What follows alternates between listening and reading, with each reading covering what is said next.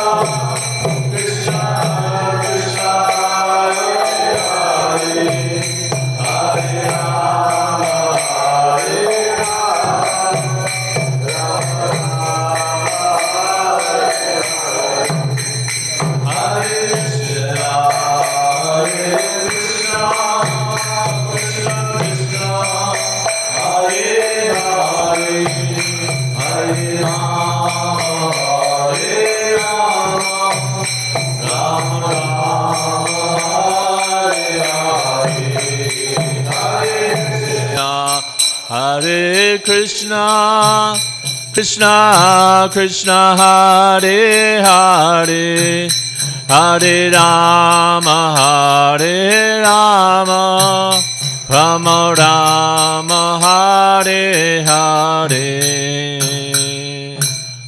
Jai Shri Shri Radha Madhava ki Jai, Shri Shri Radha Govardhana ki Jai. Jaya Jaya Shri Caitanya Jaya Nityananda, Jaya Dvaita Chandra Jaya Gaura Bhakta Vrinda.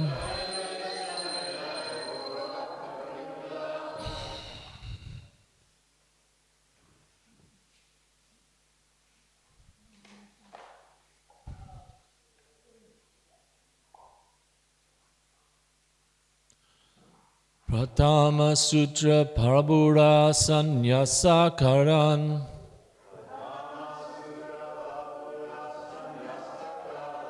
Sanyasa Kare Chalila Prabhu Shri Vrindavan.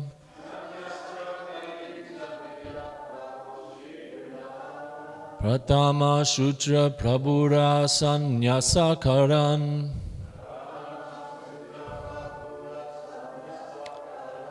Sanyasa Kare Chalita Prabhu Shri Vrindavan. Pratama Sutra Prabhura Sanyasa Karan,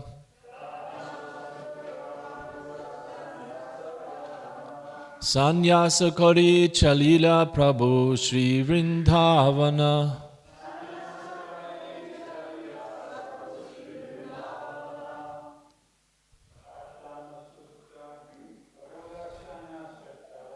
Pratama Sutra Prabhura Sanyasa Karan, Sanyasa Kare Chalila Prabhu Shri Vrindavan.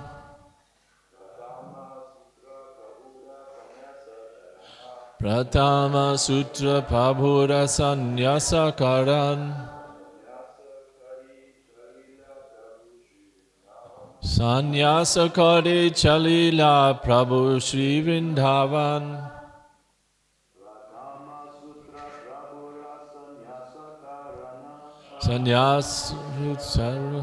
Sanyasa Karana, Sanyasa Kare Chalila Prabhu Shri Vrindavana. Ladies.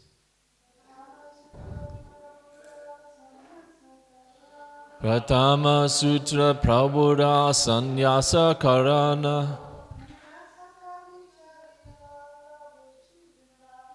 Sanyasa Kare Chalila Prabhu Shri Vrindavan.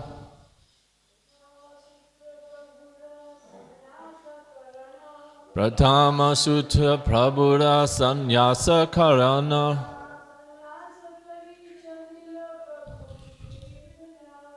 Sanyasa Kare Chalila Prabhu Shri Vrindavana.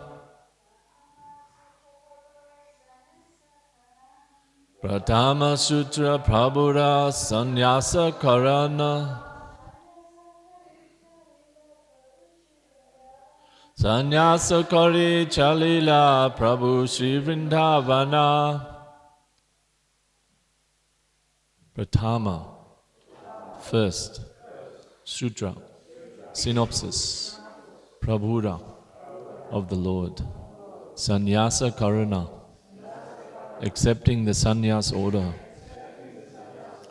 sannyas kori, after accepting the renounced order, Chalila went, Prabhu, the Lord, Sri Vrindavan, toward Vrindavan.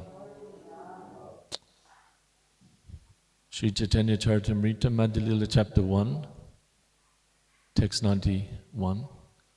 Translation and purport by His Divine Grace, A.C. Bhaktivedanta Swami Prabhupada. Srila Prabhupada ki jai. This is the first synopsis. After accepting the sannyas order, Chaitanya Mahaprabhu proceeded toward Vrindavan. I've been asked to just catch up a couple of verses here from text 88, so we'll go back to text 88 and then come and read this purport. Text 88. Dvadasha vatsara shesha aiche gonaila aimata shesha lila tri vidhane koila. The last 12 years of Sri Chaitanya Mahaprabhu were passed in this transcendental craziness. Thus he executed the last pastimes in 3 ways. Text 89. Sannyasa kori chabhisha vatsara kaila ye karma ananta apara tareke jani bemarma. For the 24 years after Sri Chaitanya Mahaprabhu accepted the renounced order, whatever pastimes he executed were unlimited and unfathomable. Who can understand the purport of such pastimes? Udesha kari te kari digdarashana mukhya lilara kare sutra ganana. Just to indicate those pastimes, I am presenting a general survey of the chief pastimes in the form of a synopsis. Text 91. Pratama sutra prabhura sannyasa karana sannyasa kari chalila prabhu Sri Vrindavana. This is the first synopsis. After accepting the sannyas order, Chaitanya Mahaprabhu proceeded toward Vrindavan. Purport by Srila Prabhupada. Clearly these statements are a real account of Sri Chaitanya Mahaprabhu's acceptance of the renounced order of life. His acceptance of this renounced order is not at all comparable to the acceptance of sannyas by Mayavadis. After accepting sannyas, Chaitanya Mahaprabhu's aim was to reach Vrindavan.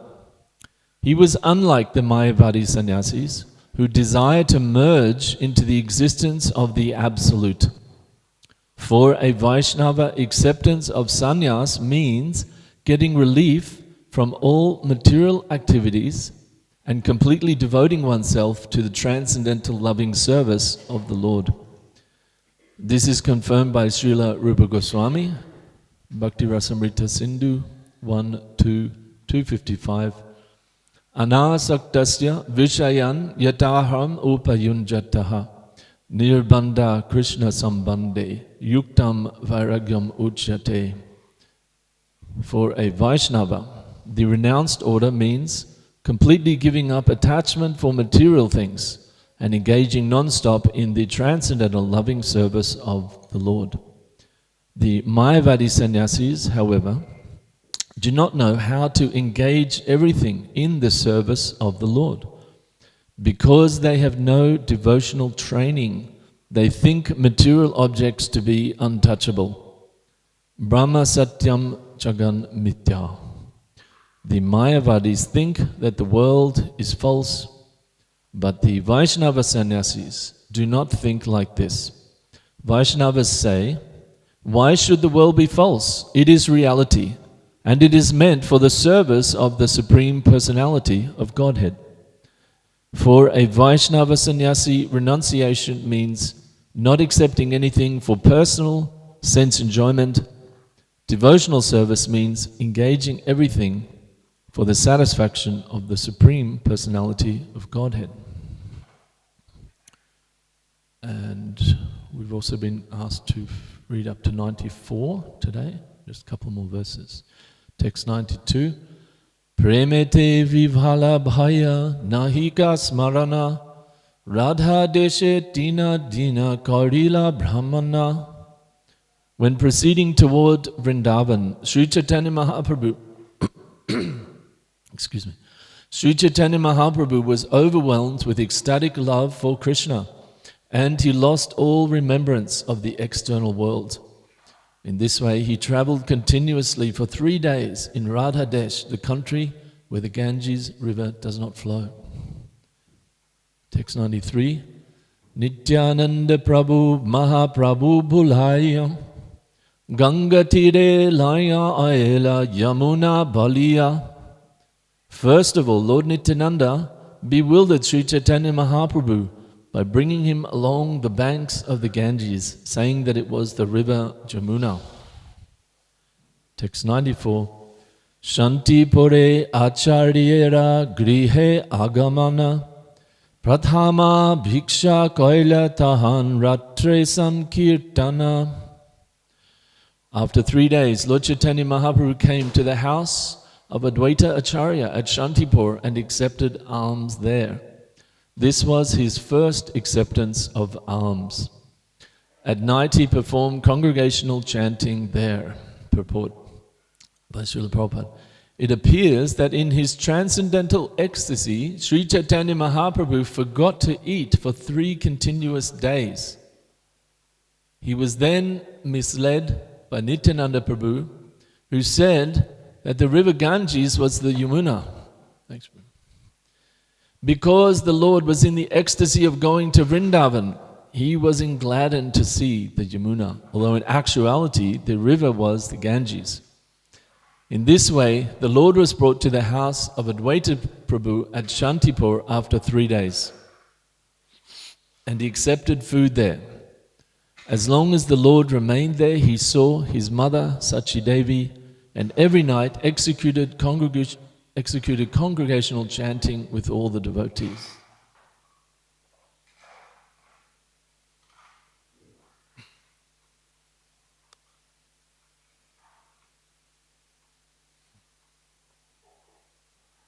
Okay. So we'll go back and talk about this. Om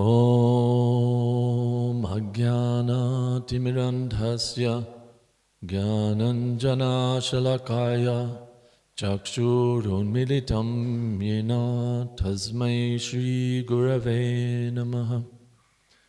Nama Om Vishnu Padaya Krishna Prestaya Bhutale Srimati Bhakti Vedanta Swami Niti Namine Namaste Saraswati Deve Gauravani Pracharine Nirvishesha Sunyavadi Paschatya Deshatarine. In Srila Prabhupada's Pranam mantra, which we just recited, the end two verses. Nirvishesha Sunyavadi Paschatya Deshatarine.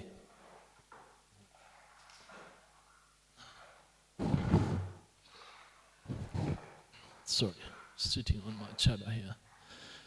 So here in this purport is given the same point that Prabhupada has again and again and again repeated. Why is he repeating it so much? Because this is what is Paschatya Desha Tarine. He's delivering the Western countries, is delivering the whole world. Practically speaking, even within India, so many people are following the Western ways, and even in the Western ways, there's so much impersonalism in India itself.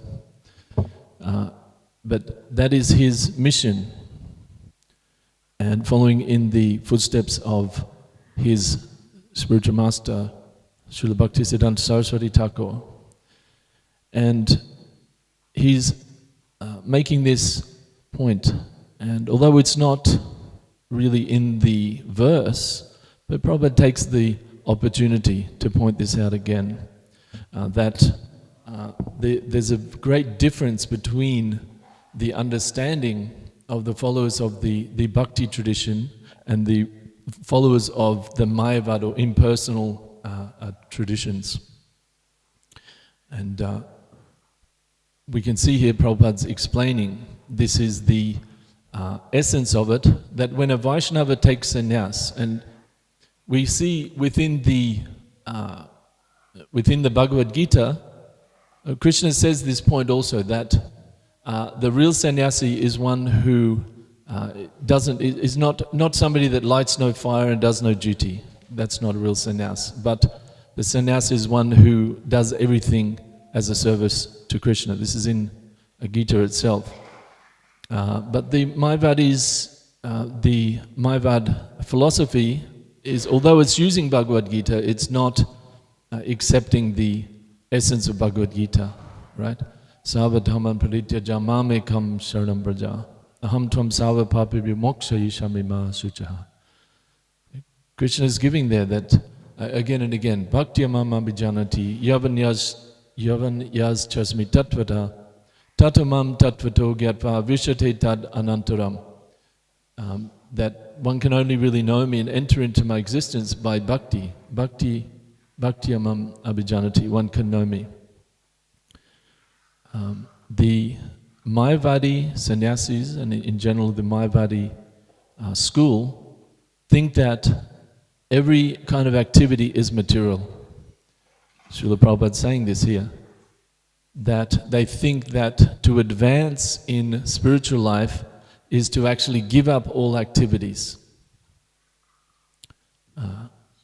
But the Vaishnava understanding is not to give up all activities, but to give up the understanding that we are the center of those activities, and to accept the understanding that the Supreme Lord, the Lord of all, Krishna, Supreme Attractive Person, He, Radha Krishna, they, he and her, they are the center of all activities. So it's not a matter of giving up the activities, but it's a matter of giving up the understanding that, or the mamata, I and mine. Giving up the feeling that I am the enjoyer. No? Krishna gives this in the tattva he gives in Bhagavad Gita.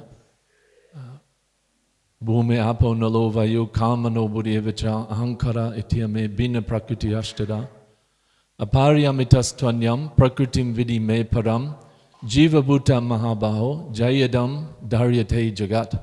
Earth, water, fire, air, ether, mind, intelligence, false ego. These are all my separated material energies, Krishna says. But then above these, apariyam itastvanyam prakritim, above these prakriti or energies, there's another energy, which is the jiva soul. Jiva bhuta mahabhayo yayadam dharyate jagat.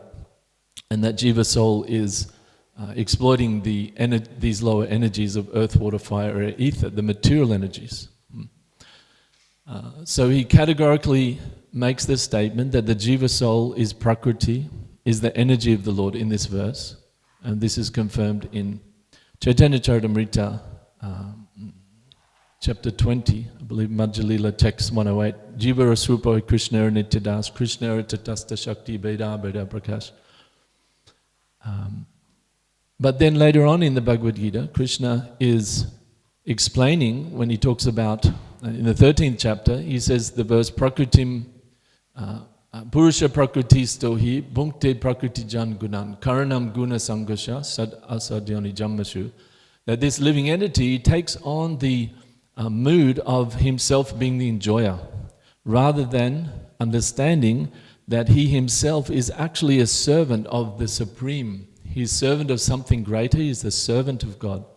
So rather than understanding that he is the energy of God, the living entity comes into this material world to take on that mood of the Purusha, the enjoyer, the one that controls the energies. And in this way becomes entangled in sad asadyoni janmasu. It takes birth in different auspicious and inauspicious ways due to this mentality. So we can understand from this that the Vaishnava understanding and the process of chanting the holy name and approaching the Lord through his holy name it actually gets at the root of this issue. It actually addresses the root of the issue, which is this Purusha Prakriti Stohi. Taking that understanding or taking that position as the Purusha, as the enjoyer. Whereas, in contrast, the Mayavadi understanding, it does not address that. The process is simply the process of giving up the material activities, but the mental and the false ego idea, the ego, the sense of what I am, is not addressed. And therefore we see that the Mayavadi philosophy, they explain that the goal is to essentially become God themselves. So they're not actually giving up this idea of being the Purusha, being the enjoyer. They're not actually taking on this understanding, Jiva Srupa Hai Krishnera Nityadas, Krishnera Tatasta Shakti. They're not taking on the understanding that the actual nature of the soul is to be a servant, eternal servant of the Supreme Soul.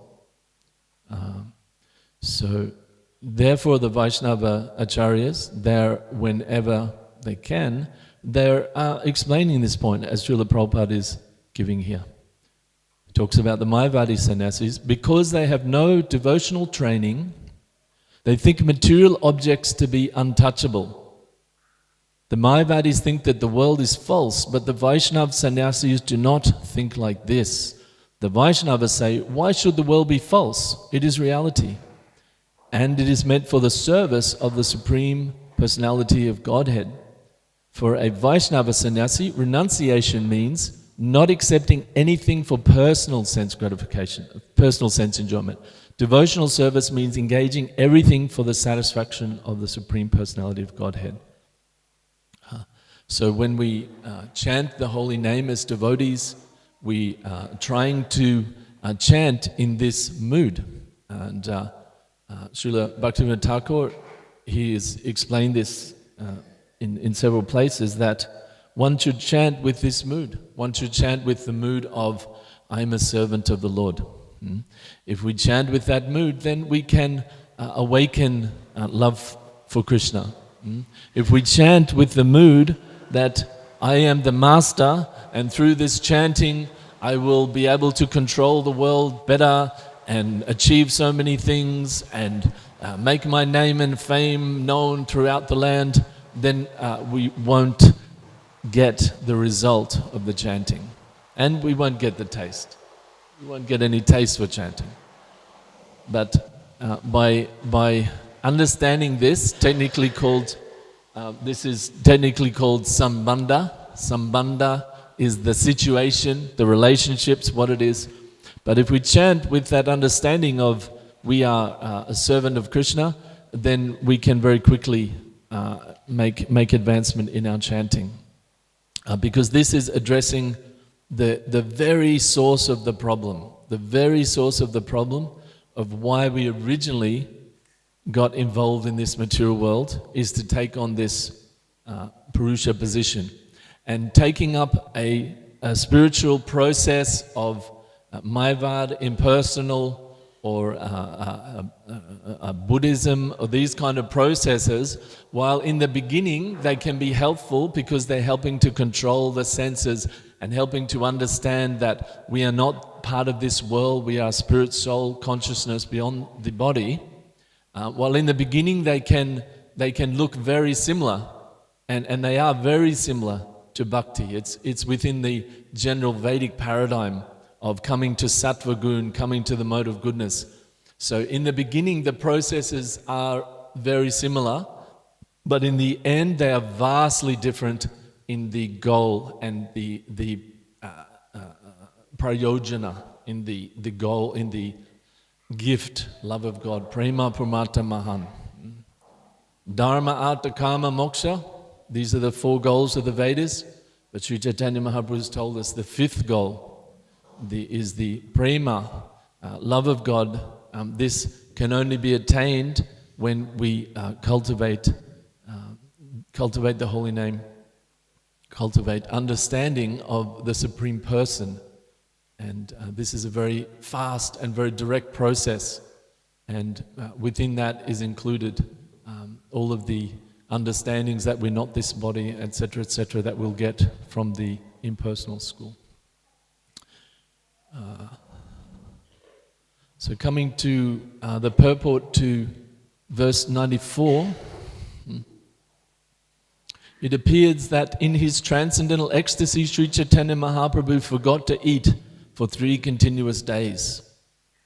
So here we're getting some little insight into Sri Chaitanya Mahaprabhu's ecstasy, his spiritual ecstasy. If anybody has tried to fast on Janmashtami day, where we're fasting all night until midnight, at least for myself, maybe some of you are, certainly many of you are definitely more advanced spiritually than I am, but maybe some of you are so advanced that you don't even think about food once. But certainly when I try to fast, like the main meditation is like, when is prasadam? I think most of us can relate to that. So we get some insight here that Sri Chaitanya Mahaprabhu forgot to eat for 3 days. Right? And we can see the followers of Sri Chaitanya Mahaprabhu, notably, especially Raghunath Das Goswami, but all the 6 Goswamis in Vrindavan, and of course many other followers, they would just simply forget to eat, forget to do their bodily activities, not out of any forcing, not out of any, yes, this is what we have to do, just they would just forget, because they were so absorbed in the higher taste. What is that verse? Visha vinivarisante niraharasya dehina rasavajam rasopyasya param jusva nivartate. Again in Bhagavad Gita, Krishna is giving us the formula that to be able to remain fixed on a spiritual platform, we have to get the higher taste. And the higher taste, some taste is got from impersonal renunciation, but the real higher taste, the param drishta, is given by personal relationship with Krishna, with the Supreme Lord, eternal spiritual love. So the insight is given here that Sri Chaitanya Mahaprabhu had forgotten to eat for 3 continuous days. And then Lord Nityananda, he brought him to the Ganges, and he told him, that's okay, this is the Yamuna. And of course, when Lord Chaitanya found out, he saw that Lord Nityananda had sent some devotees ahead to arrange for a boat to go across to Shantipur, because they're on the other side of Ganga. So then Lord Chaitanya saw that Advaitacharya was there in a boat, and he turned to Advaitacharya and said, how did you get here? How did you get to Vrindavan? So like this, he was going along in this leela of understanding that the Ganges was the Yamuna river. And then finally they said, look, Lord, this is really not the time, and you haven't eaten for 3 days, and please come and take some prasadam. We're going to call all the devotees from Navadvip and like this. So Lord Chaitanya then sort of turned to Nityananda and started to sort of rebuke him, like, why do you trick me like this? And Lord Nityananda said, well, at Prayag the Ganges and the Yamuna meet. So on this side is the Ganges, on the northern side is the Ganges, and is the Yamuna, and the southern side is the Ganges. So here also, the northern side, it's still the Yamuna flowing, so I'm not wrong, I was telling you. So like this, sweet pastimes are going on here. So finally they brought Lord Chaitanya to Shantipur, as Prabhupada's explaining here, and he stayed there for something like 10 days, for quite a while. Mother Sachi would cook for him every night. And there's a beautiful pastime, I think last class, maybe last month, I was discussing this, how Mother Sachi had said that if you can stay in Jagannath Puri, it's like 2 rooms of the same house, Mayapur and Puri. So then I can hear news of you, but at the same time you won't be made fun of, because a sannyasi can't stay at home. He has to live in another place and be detached from family. But at the same time, Mother Sachi was saying, I will hear news of you if you can stay in Puri. So all of those pastimes happened there at Shantipur. And the first time when Sri Chaitanya Mahaprabhu met all his eternal associates from Navadvip after he'd taken sannyas. Today is a just before we go on, maybe we'll ask if there's any question on these topics, and we're going to then discuss a little bit about some special appearance days and so forth that are today. Is there any questions or comments from the Vaishnavas?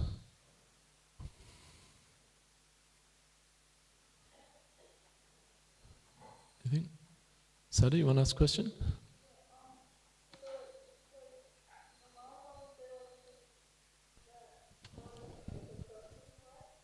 That God isn't a person? Yeah. Yeah. Yes. And in the Bhagavad Gita, it's literally Krishna, which is God, talking, Yeah. which is person. Yeah. So that doesn't even make sense. Yes. Correct. Very good. It doesn't make any sense.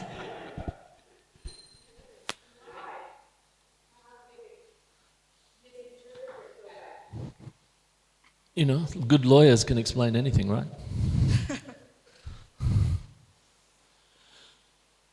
How and why? Well, the why, if you want to be the controller and the enjoyer of the world, and you can't make it, you can't even hold, you can't become a great king or a great business owner or something, and then somebody tells you, oh, you can become God, just give up everything, do nothing, say some mantra, and then you'll actually become God. Is that attractive to some people? Yeah. It's attractive, no? So I think the why is without, I don't want to, especially on the Vyasa sand, give some blasphemy to spiritual aspirants. But I think it's fair enough to say that in some cases it's more of an emotional level decision, that I would like to follow a process that I can become God. And a process that says you won't be God, you'll be the eternal servant of God, doesn't sound quite as attractive. Krishna Kirtan Prabhu.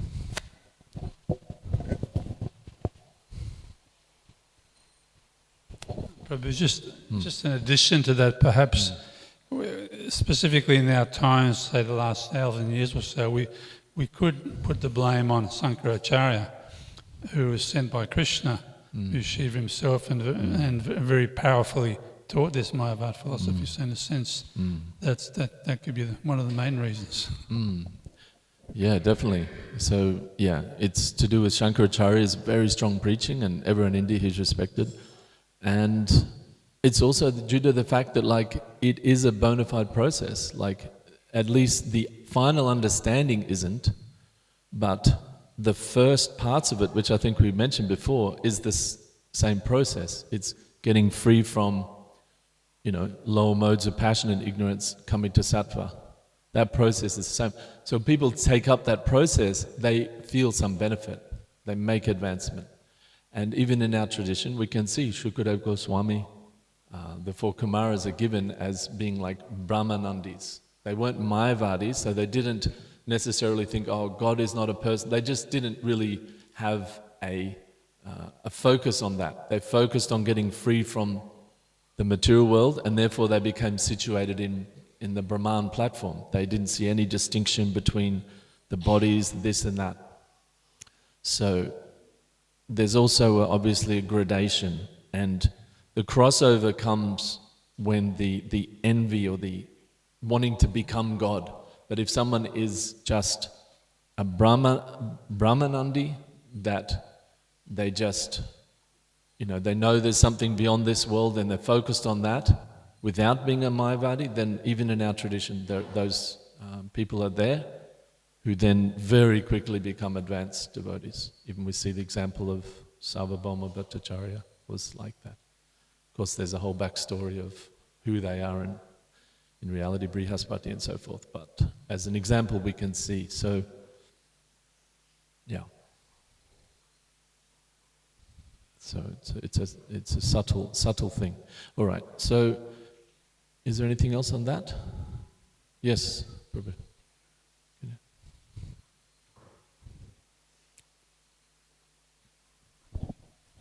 Prabhu, you mentioned that if we don't chant with the meditation that we're the servant, we don't achieve the same result.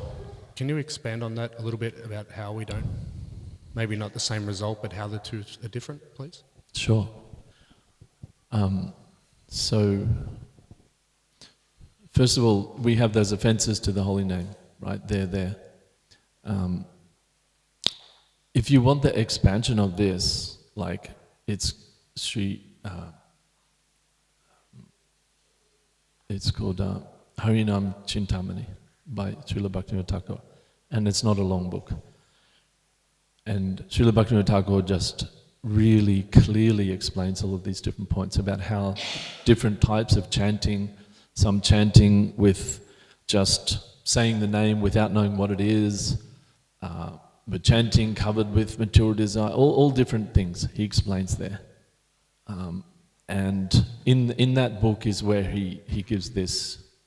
And we notice that Srila Prabhupada didn't get so much into that.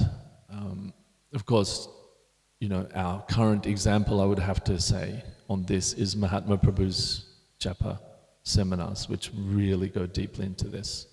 And he talks about these points a lot and brings up so many quotes from Srila Prabhupada on this point. And one of the quotes he gives is where Srila Prabhupada says, and I can't remember the exact words, but it's something like, he doesn't say you have to chant with feeling, or he might even say that. I'd have to find the exact quote, but essentially Prabhupada's literally saying that there has to be some, I can't remember the word he used, but like there has to be some feeling, there has to be some emotion. That's what you're getting to. I think those japa seminars by Mahatma Prabhu really crystallized it for me, the understanding that there has to be some investment in chanting. If we're really dryly chanting and it's just like Prabhupada said, don't think about anything and just chant Hare Krishna, Hare Krishna, like, I think that's not the spirit of the Shastra, and especially in that Harinam Chintamani. Now, Prabhupada often said, you know, when Prabhupada would answer, don't think about other things, again, everything we hear from Prabhupada, the first thing we have to say, aside from did he actually say it, which is the first question, the second question is what's the context of what he said? In other words, who's answering the question? Who's asking the question? Where was it asked? In what context? Related to what? Like, then you can actually understand what Prabhupada is saying, right? Otherwise you can't. So he would answer that question often in relation to devotees saying, like, should I try to remember the pastimes while I'm chanting? And Prabhupada would say, not necessary, just chant, right? Basically like this he would say. So in response to sort of artificially trying to remember the pastimes of things, and Prabhupada didn't say, don't do that. He would just say, it's not necessary, just try to hear. This is the essence. Try to hear that holy name, because the holy name, what is it? Nama Chintamani Krishna, Caitanya Rasa Vigraha, Purna Shuddha, Nitya Mukto, Binatam Nama Namana. I'll translate that, sorry for those who don't know the sloka, but this holy name is Nama Chintamani. It's a touchstone. So a touchstone is something that can touch normal metal and turn it into gold. So that normal metal doesn't have any understanding of what a touchstone does. It doesn't need to have any understanding of what a touchstone does. It just needs to contact the touchstone, right? Nama Chintamani Krishnas. So it's a touchstone. So if we contact, anybody that contacts the holy name, they get purified. Caitanya Rasa Vigraha. It's the form of all relationship, of all Krishna's transcendental relationship, rasa. Purna Shuddho, it's pure, it's full. Nitya Mukto, it's always liberated. Bina Tvam Nama Namino. And why is it all these things? Because it's not different from Krishna himself. Krishna himself coming and blessing us is no different than Krishna's holy name blessing us. It's no different. Bina Tvam Nama Namino. Abina Tvam Nama Namino. So this is the you know, the sambandha, what is it? What is our sambandha, right? Who are we? It's given right there. And, it's incredibly, it's verse 108, right? In that 20th chapter. Jivara swarupa hoy is, Jivara swarupa, swa, his own rupa form, Krishnera of Krishna, Nitya, eternal, das, servant of.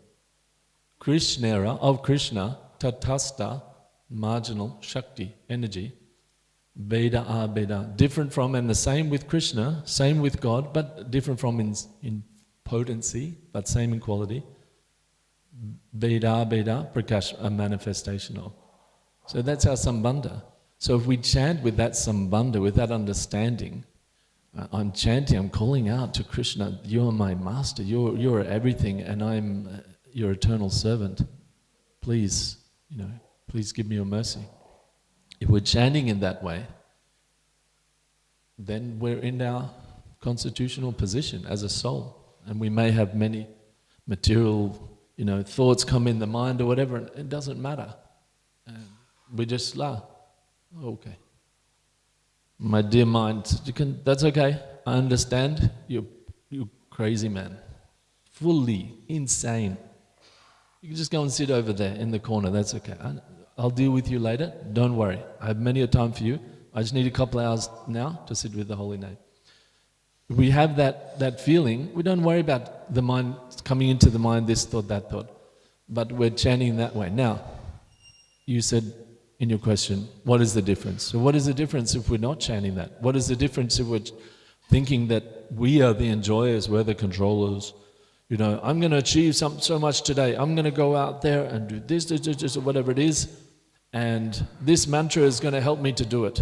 And after I do that and achieve that thing, everybody's going to finally recognize, wow, you're such a great person. You're so wonderful. Then I think we can understand, right? What's the result of that? The false ego is getting bigger. It's said that we have to become a gardener, right? We have to, and we're cultivating the holy name. That's why when the weeds come, we have to pull them out. What are those weeds? If we're out there and we're taking intoxication and we're totally down, whatever, and everybody's looking down on us, oh, who's this guy? It's easy to be humble, right? We don't naturally, oh, I'm so great. But when we start chanting, we get the blessings of the Vaishnavas. Then we start to be, wow, I can actually be, control. I can actually be a little bit peaceful. These other people who are taking intoxication, oh, they're so disturbed. My mind is peaceful. Do the chanting. We can easily, weeds can start to come, and we take advantage. Oh, wow, I can. I'm so advanced now. Whatever. Through the chanting, but we have to, come back. We have to pull that weed out and say, this process of devotional service is not for me to become rich and powerful and famous and well-known and my false ego to get bigger and bigger and bigger. No. The process is to learn how to become a servant of Krishna. No, we're not there yet. We're on the process, but we're on the path. But our chanting is that time when we're cultivating our garden. Those desires, those thoughts are coming up. That's okay. I'm a servant of Krishna. What Krishna wants, give me, that's okay. I'll accept that. Whatever situation, I'll do my best within that. But that's the... one time, Srila Prabhupada said, I will never fall down. Prabhupada said to his disciples. And the disciples were kind of thinking like, yes, he's such a Mahabhagavat, he won't fall down. Because he's so advanced, he'll never fall down. And they said something like that, yes, Prabhupada, you'll never fall down. And Prabhupada said, no, that's not why I'll never fall down. He said, I'll never fall down because I'm always praying to Krishna. I'm so insignificant, I'm so small, I'm this tiny energy. I'm your Veda Prakash, and I have to take shelter of you continuously, or at any time I can get totally bewildered in back into material energy. So Prabhupada is, and sometimes he would say, that's your fault, that you're not worried about Maya, you're not scared of Maya. You think, it's okay. But he said, I'm very fearful of Maya, I'm very scared of falling into material. So like that, if we have that, I mean, what can harm us really, right? If we have that mentality, we are Krishna's infinitesimal servant and we chant in that way, in that feeling way, there's nothing can really harm us. Devi yesha gunamai mama mai duratya mameva ye prapadante mayamitam prantite. So that chanting, and once Sridananda Maharaj was saying that, the chanting is so important because when we're doing kirtan or when we're doing with devotees and we're serving, there's other things like in the kirtan, there's the melody, we're dancing, there's different things like that. But when you're doing your japa, there's nothing else. There's just the holy name. There's just that mantra. So that's the time when we can sharpen the sword to really, okay, what is my mentality here? Without getting too mental, we don't want to get all mental, but what is my situation? Am I thinking, yes, I'm an eternal servant of Krishna, and I'm trying to chant His holy name purely. I'm offering this to Krishna.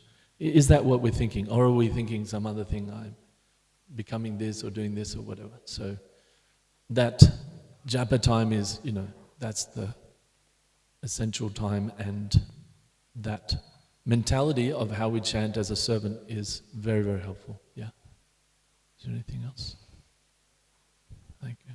Would anyone else like to? Maharaj, would you like to say? Or Ramburu Mataji, would you like to comment or add to that? It's a difference between thinking of the chanting as a prayer. I mean, help me. I'm completely fragile. As we study our situation, we see how incredibly fragile we are, like a drop on a leaf. We can fall at any minute. And so my realization is it's really a prayer, help me, and rather than just schniggity, schniggity, schniggity, schniggity, schniggity, I get them done, and I'm controlling my mind using the Hare Krishna mantra. It's a very personal relationship rather than just a technique. Yeah. Just want to say Fantastic, that. thank you. That's the essence. It's a personal relationship rather than just a technique. Beautiful. Thank you, Maharaj. Sri Krishna Chaitanya Swami, would you like to comment on this one? I'm sure you can. No? All right, so we've got like 6 minutes left. I just want to quickly, because it's a super nectar day today. It's Purnima, which means the moon is full. So if you're feeling very joyous today, and this is a very special day, on this full moon is the appearance day of Vamsi Vedant Thakur, Shyamananda Prabhu, and it's also Krishna Vasant Rasayatra and Balaram Rasayatra. Hari Bol. Sri Krishna Balaram Ki Jai. So we know that in Krishna book, the Sharat season, the autumn season, is when the rasa dance happens. Just sit peacefully. 5 minutes. You're almost there. You're doing great. Doing awesome. Sit properly. Okay, all right. So Sharat season, autumn, is when the rasa dance happens. But this is another rasa dance. The spring season, Vasant Rasa, happens today. So today's spring in the Northern Hemisphere. And there's a little reading we can have. Give me a minute. Please stop that. I can't. I'm making all this noise. I'm trying to think this. Sorry. Just do it quietly, but not so much. So there's a description here. I don't really have time for this, but there's a whole description here, which is from the Garga Samhita, which is of Lord Balaram's rasa dance. But essentially, Balaram went back to Vrindavan when they were all in Dwarka. So we know Krishna never went back to Vrindavan externally. He never left internally. But externally, Lord Balaram did go back. And he, satisfied Madhya, Yashoda, and Nanda Maharaj, all the cowherd boys and all the cowherd girls. And he did this Rasa Yatra, Rasa Leela. We can read that in Krishna book, is there. The pastime Duvida Gorilla, where it comes to try to disturb. This is all this same pastime in the springtime. So it's very beautiful pastimes. We can read that in Krishna book today. Lord Balaram visiting Vrindavan. There's also the appearance day of Vamsivadan Thakur, who's a very amazing devotee. He was actually the incarnation of Sri Krishna's flute. And he appeared in the home of Sri Madhava Das. Sri Madhava Das was the devotee whose house Lord Caitanya stayed in for 5 days when he was coming from Puri to Vrindavan. Not the time we described there, but the next time, later. Vamsidan was engaged in the service of Vishnu Priya, of course was the consort of Sri Chaitanya Mahaprabhu before he took sannyas, the eternal consort. And he was the receptacle of her unlimited mercy. One time Vishnu Priya and Vamsivadan Thakur decided to give up taking food and water, saying that there was no point in maintaining their bodies which were so racked with the pain of separation from Mahaprabhu. Sri Chaitanya Mahaprabhu, however, didn't approve of this and manifested himself before them. He requested them not to behave so rashly and instructed them both to worship his deity form in order to mitigate their feelings of separation. Does anybody know which deity form that is? It's being referred to? Yeah. Who's seen that deity form in Navadvip? Yeah. Dharmeshwara Mahaprabhu, right? His 2 hands are down. Extremely merciful form of Lord Chaitanya. You can go there now in Navadvip town and see that deity is present to this day. And they also have the shoes, the padas of Sri Chaitanya Mahaprabhu. And it's very, very, very beautiful deity. So this deity was manifested after Vishnu Priya's disappearance. Vamsivadan brought this deity of Mahaprabhu from Mayapur to Kuliagram, and it's still being worshipped in the present town of Navadvip. The name of the temple and deity is Dharmeshwara, and it's said that Vamsivadan is carved into the underneath of the base of this deity. So very exalted. He was a poet and a composer of many, many songs. And it's also the appearance day of Shyamananda Prabhu, and he is one of the great, great followers who brought the teachings of 6 Goswamis after the Lord Chaitanya instructed the 6 Goswamis. 6 Goswamis then wrote all of the books that we read today, Bhakti Rasamrita Sindhu, and all of the philosophy. They collected all of the Bhakti Shastras from all over and compiled them into these books. And then Shyamananda Prabhu, Srinivasacharya and Narottam Das Thakur brought those books back to Bengal and distributed them eventually all around the world by the mercy of Bhaktisiddhanta and Srila Prabhupada. But Shyamananda Prabhu was a great follower of.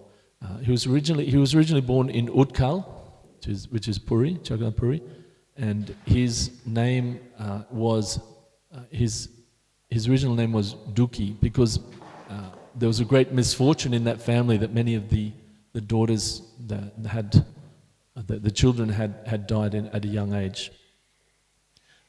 So it's I don't know how much we can say in 2 minutes, but this Shyamananda Prabhu, he had some very famous pastimes. He eventually went to Vrindavan, and let's see.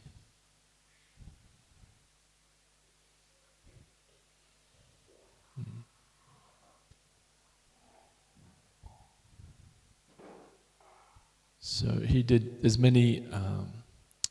I'll just say you can look up this Shyamananda Prabhu. And ISKCON Desire Tree has a nice little page on him. But the very intimate pastimes where he was actually assisting Srimati Radharani, and Srimati Radharani lost her bangle, and actually Shyamananda Prabhu he found that and returned that bangle. So that's very esoteric spiritual pastimes were happening with this great devotee.